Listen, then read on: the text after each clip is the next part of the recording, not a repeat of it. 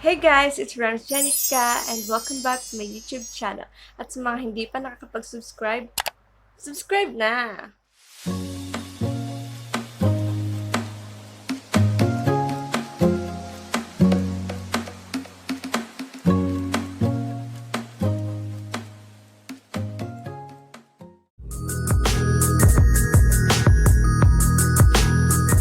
So, dapat ang content ng vlog ko na ito is mukbang plus Q&A. Kaso lang guys, ngayon ko lang napansin na defected pala yung audio na video kahapon. So, hindi ko na mauulit yung mukbang pa. We're going to do the Q&A na lang for this vlog. Sayang nga inggitin ko pa naman sana kayo doon sa mga kinakain ko.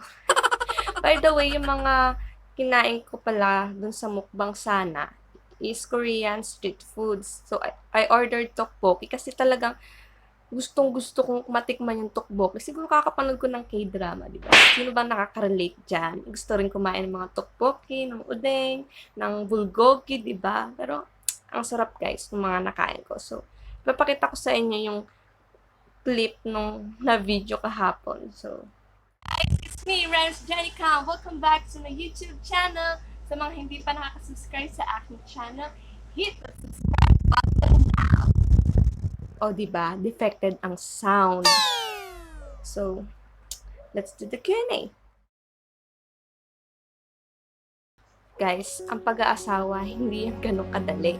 Na kung gusto mo lang mag-asawa, mag-aasawa ka na. Siyempre, kailangan we are physically, mentally, emotionally, and financially stable. Hindi naman yan parang pagjojowa lang na kapag ayaw mo na, pwede mo na lang i-break.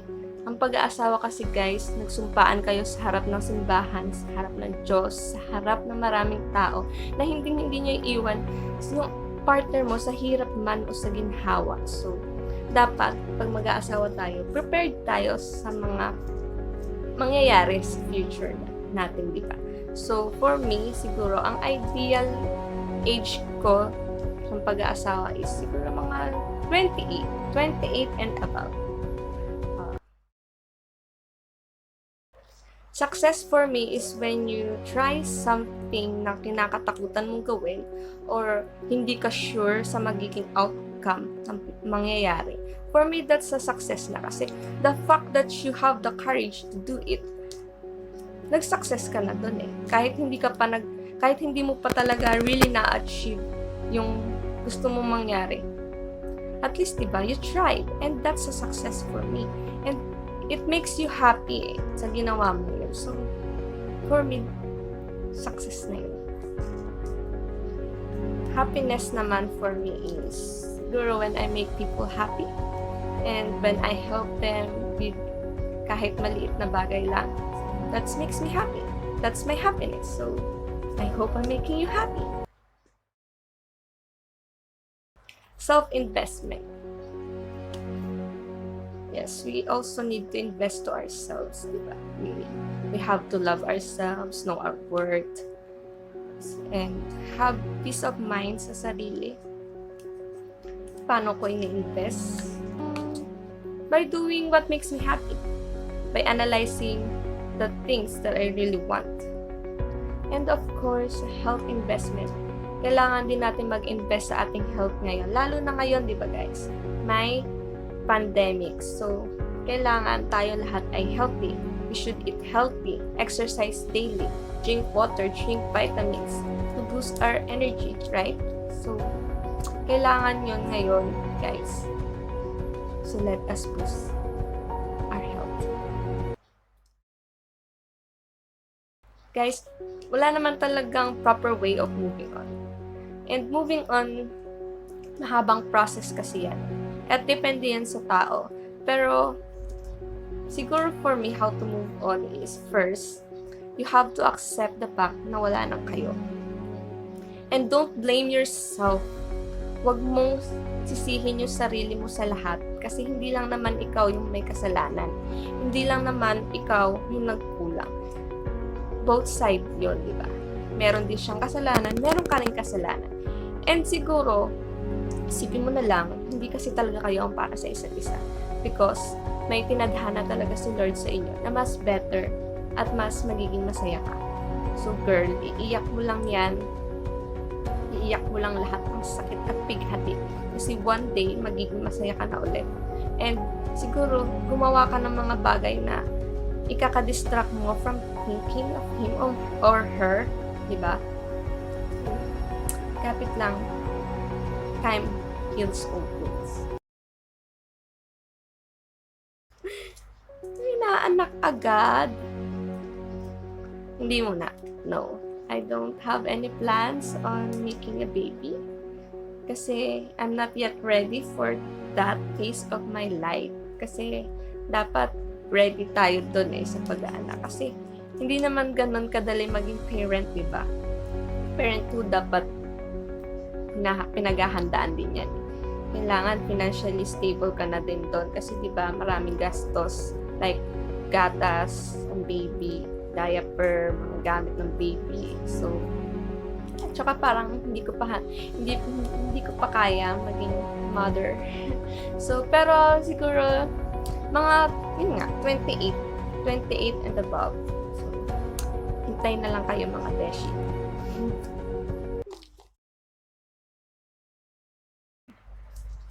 Siguro kasi I got to go to different places and meet different people. And kasi guys, ako kasi I really love adventures and gusto ko talaga yung mga gumagala ako, nagta-travel, diba? So, kaya siguro ko nagustuhan yung pagbabike. At saka it can boost my energy. Nakakapagpalakas ang pagbabike, guys. Diba? Parang to keep me in shape. At saka there's joy pag nagbabike. Kasi may mga bonding din na nabubuo doon sa mga kapwa mo rider, kapwa mo bikers, diba? Kapwa mo cyclist. Pero hindi pa naman ako ganun ka-batak sa pagbabike.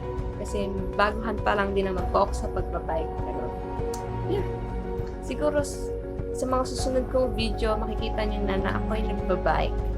Yes.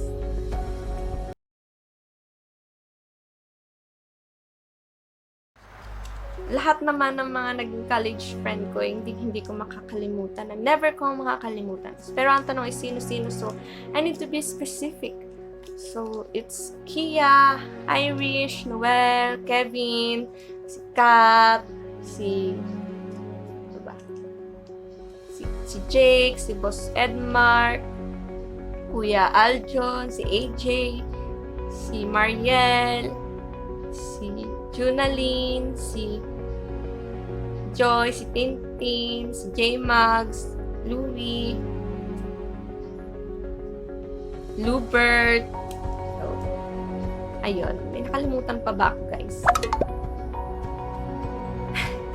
Comment down below nga sino ba yung nakalimutan ko. Pero I guess wala naman. Sabi ko naman na siguro silang lahat. And bakit hindi ko sila nakakalimutan? Kasi syempre, sila yung mga naging kasama ko kung buong college journey ko, diba? So, hindi ko makakalimutan yung kulitan namin, yung mga asaran namin, yung mga saya, sa lungkot, manuginhawa ng buhay namin ay magkakasama kami. So, hindi ko kayo guys makakalimutan. And I love you all. And shout out sa inyong lahat. Baka naman gusto nyo mag-reunion tayo guys. Kasi miss you all. Yes, love you.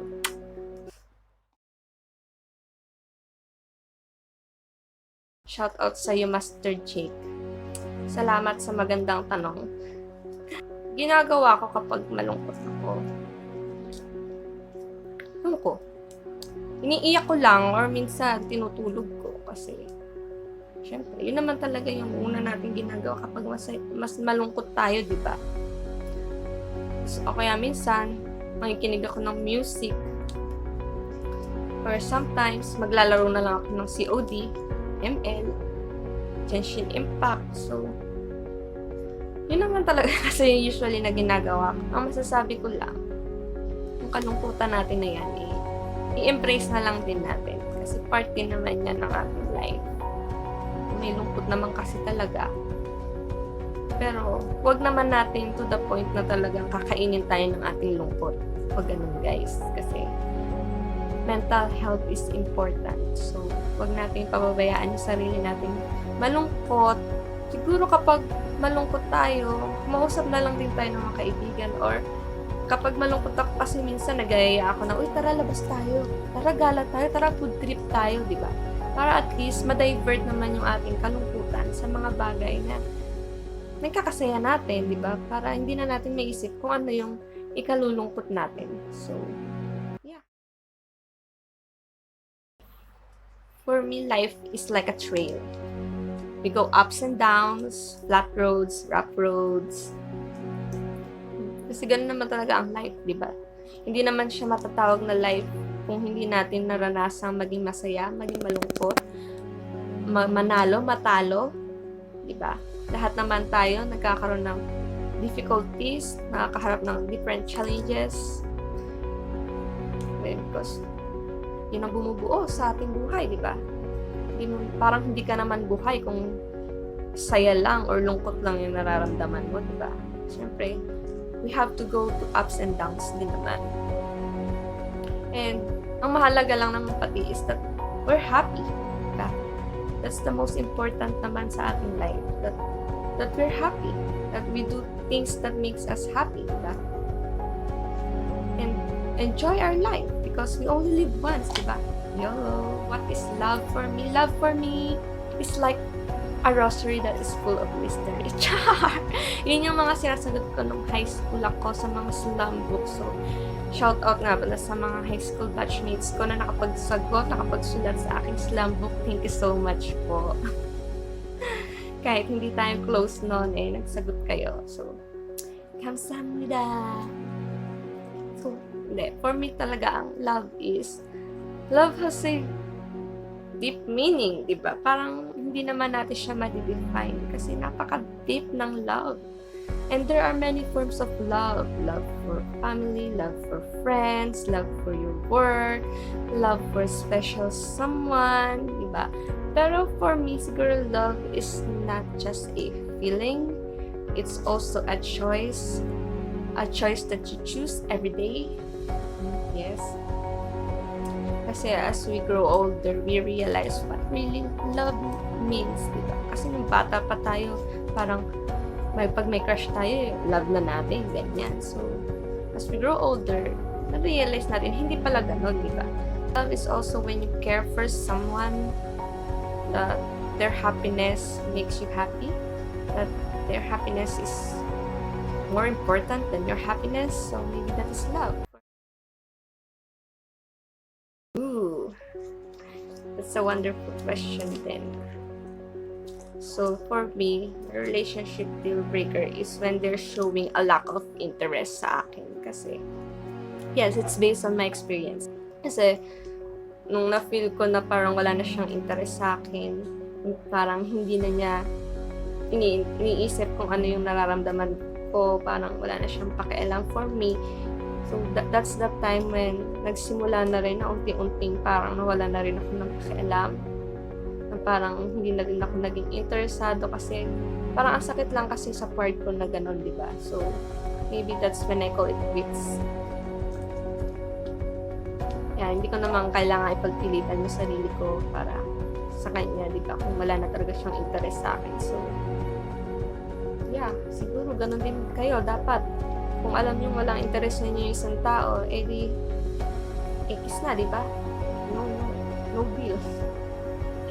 And siguro yung isa pa is, they won't address the issue that I present.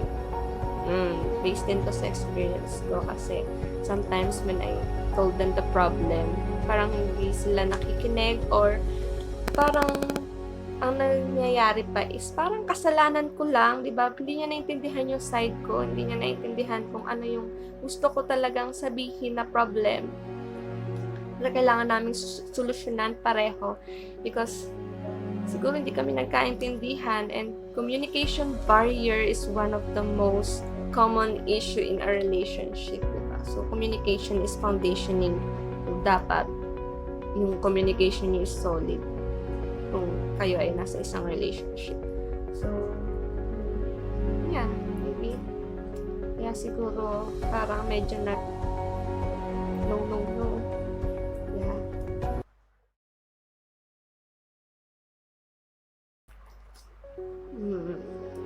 wala. Wala akong gustong baguhin sa mga nangyari before because that shaped me to be the woman I am now. Diba? The challenges, the difficulties na kinaharap ko noon makes me stronger. So, siguro wala akong babaguhin kasi hindi naman ako magiging ganito right now kung hindi dahil sa mga yon. So, yeah, I'm proud to say that I'm a better person than before. Siguro naman guys, lahat ng mga nag-start pa lang sa YouTube, ganito yung fear. Yung fear na walang mag-subscribe, na walang manood ng mga videos. Pero I did it anyways. Why? Because it makes me happy. It makes me happy doing videos and editing videos and sharing my story to you guys. And yun naman yung mahalaga, diba? Wala naman tayo dapat pakialam sa kung ano yung sasabihin ng iba. Kasi kilala naman natin yung sarili natin, and it makes us happy. So bakit, diba? Bakit natin pipigilan yung sarili natin sa mga bagay natin ikakasaya naman? So sa mga natatakot siya na mag-start na gawin yung mga gusto nila, if it's vlogging or anything that they really want, and they are afraid to what people are gonna say to them, ang masasabi ko lang sa inyo guys, you don't have their validation. Hindi mo kailangan ng kanilang approval to do it. Because wala rin naman silang magagawa. Because it's your life, it's your choice. And whatever people say, just do whatever makes you happy. And mas kilala mo yung sarili mo, so don't ever listen to their judgment. Because you know yourself and you are worthy. For me, it depends. It depends sa love language ng tao. Kasi kung ang love language mo is physical touch, I don't think LDR will work to you. Kasi diba, hindi mag-work sa'yo kung yun ang love language mo. So, dapat alamin mo kung ano yung love language mo before you enter a relationship, whether it's long distance or not long distance. Kasi mahalaga yun guys, para malaman natin kung paano nyo ba ma-work out yung relationship nyo. Dapat you know your love language and your partner's love language. Diba? Para malaman nyo kung ano yung love language nyo, lalagay ko guys sa description box below yung link kung saan pwede kayong mag-quiz. And yes guys, there are 5 love languages according to Dr. Gary Chapman. And that is quality time, physical touch, words of affirmation, receiving gifts, and acts of service. Yes. And yung love language ko is quality time. To be honest, I'm in a long distance relationship right now. So, hi love, hope you're doing okay. Nasaan ka man ngayon, Char? Kasi nasa Manila ako, tapos siya nasa province. So far naman, we're okay naman, and we're coping with the long distance relationship. So, sabi ko nga, diba, quality time yung love language ko. So,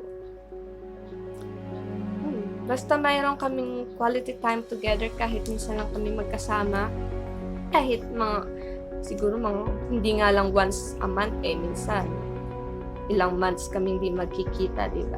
Pero, ang important lang is that we have time for each others, na hindi lumilipas ang isang araw na hindi kami nag-uusap kahit saglit lang. So, that's important lang naman sa akin, diba?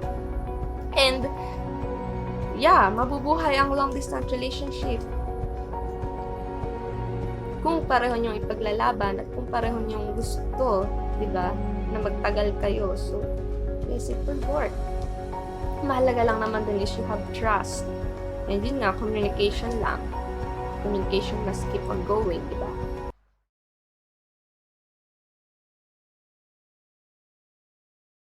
Ang ma-advise ko lang is to take it easy, take it slowly.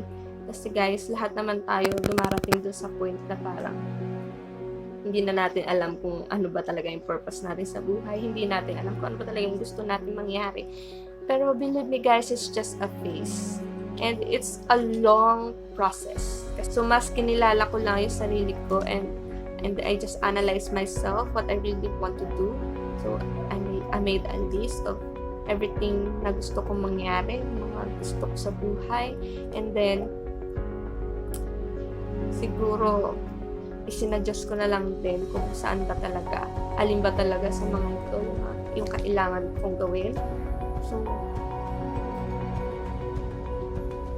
yun naman, ang mahalaga lang naman kasi guys is malaman mo talaga yung sarili mo, makilala mo yung sarili mo, malaman mo kung ano talaga yung itinitibok ng puso mo or malaman mo kung ano ba talaga yung ikasasaya mo, diba, while doing it. So, just take it slowly lang talaga and just enjoy the process lang kasi talaga guys, kasi mahaba talagang proseso yung paghahanap natin ng ating sarili, paghahanap ng ating purpose. Kasi I would never do that guys. Hindi ko gagawin mag-kiss ng hindi ko naman kakilala. No, it's a no. And guys, you should never do that. You should never kiss someone you never know na hindi mo kilala, stranger. Kahit babae ka man o lalaki, wag mong gagawin yan kasi that's rude. Diba? Kissing stranger in lips, lalong sa lips, that's very rude. Guys and girls out there, don't you ever do that. Okay. Depende sa kung ano yung tinatanong nung nagtanong nito. Mataba. Ano? Mahaba na payat, mataba na maliit. Wala bang mahaba na mataba? Mahaba ang pasensya at matabang pangunawa. Wala bang ganon? Diba? Ito naman yung gusto natin, diba? Yung mahaba yung pasensya at mataba ang pangunawa. So, thank you for watching this video. Hope you like, share, comment, and subscribe to my YouTube channel. And shout out to Marisol Alao. Thank you for subscribing. Love you, girl. So, dun ko na nga po tatapusin ang vlog na ito. Lahat po tayo ay mag-iingat at wag po natin kakalimutan maghugas ng kamay, magsuot ng face shield at face mask, at mag-social distancing kapag tayo po ay nasa labas ng bahay. So, see you again on my next vlog. Bye!